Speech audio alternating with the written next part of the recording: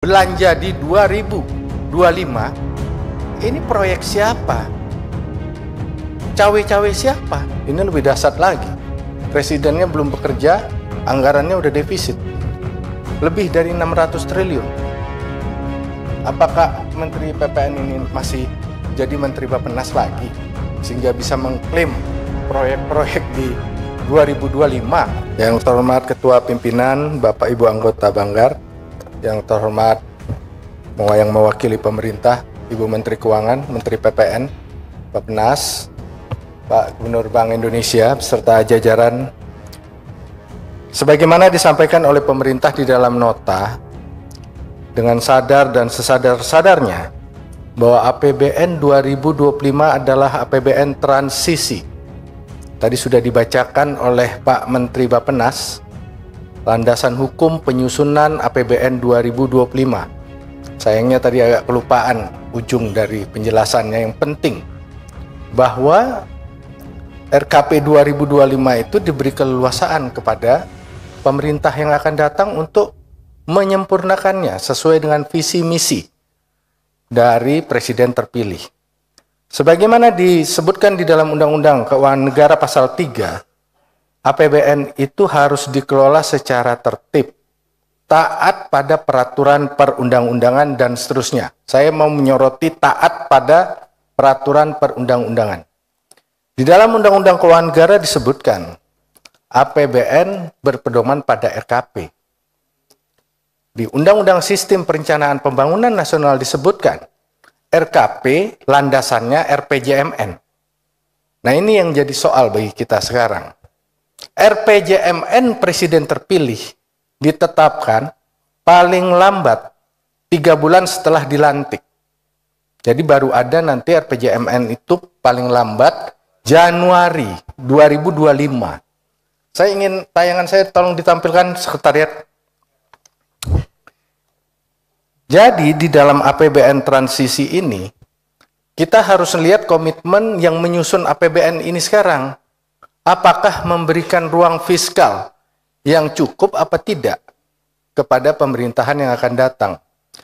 Rapat kita hari ini adalah membahas penyampaian kerangka ekonomi makro dan pokok-pokok kebijakan fiskal RAPBN tahun anggaran 2025 serta RKP 2025. Yang disampaikan oleh Bu Menteri Keuangan dan Gubernur Bank Indonesia itu adalah tentang bagaimana kondisi ekonomi makro kita ke depan, yang tentu akan berpengaruh terhadap skenario penerimaan APBN dan pos-pos tertentu di belanja kita yang terpengaruh dengan nilai tukar dan lifting.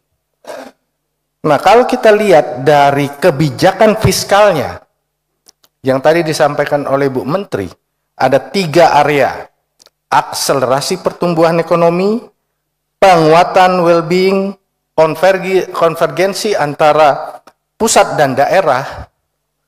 Ini coba bisa ke bawahnya. Ya.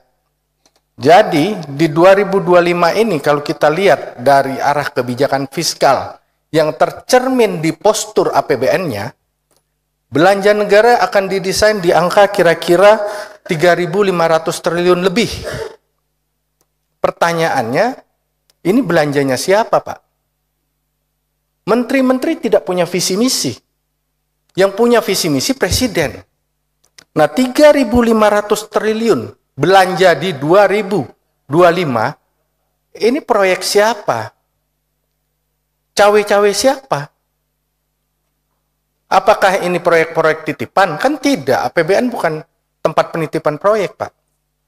Kita lihat lagi kalau kita teropong. Belanja pemerintah pusatnya itu kurang lebih dari 2.600 triliun. Proyek siapa ini, Pak? Menteri yang lama apakah akan jadi menteri lagi? Kementeriannya akan bertambah? Ini proyek siapa?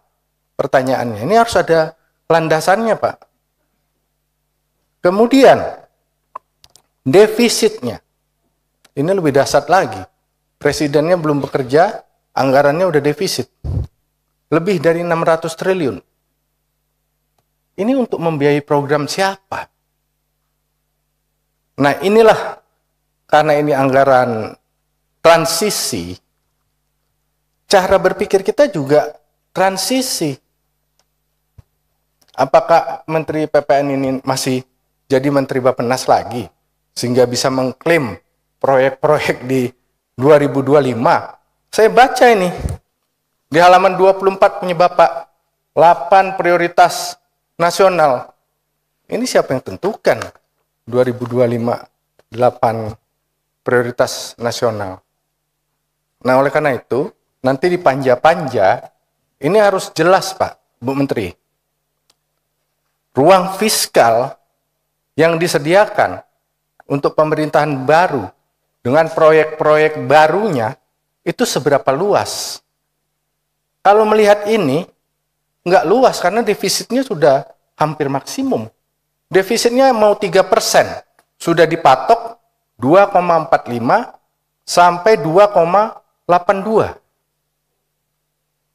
Pakai batas minimum aja udah 600 triliun.